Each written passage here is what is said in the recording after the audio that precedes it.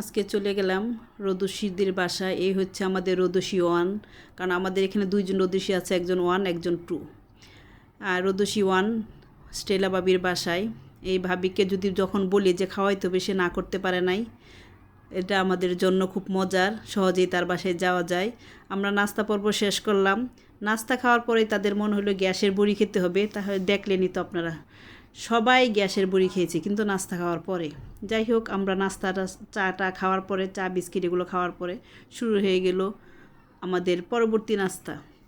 আসলে ভাবিদের বাসায় মনে হয়েছে আমরা আজকে পিকনিক করছি, এক একজনে এক একটা। কেউ ডিম ছিলা নিয়ে ব্যস্ত, কেউ মরিচ ভর্তা বানানো ব্যস্ত, আবার ভাবি মাংস রান্না করছে, ভাত রান্না করছে।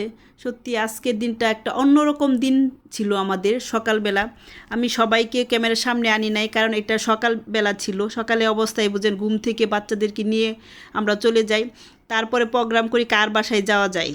ওই প্রোগ্রাম অনুযায়ী আমরা বাসায় চলে যাই। মাঝখানে আবার এই যে আমাদের দ্বিতীয় রোদসীর আম্মু দেখেন সবাইকে বিনোদন দিচ্ছে তার বিনোদন নিয়ে আমরা মাঝে মাঝে।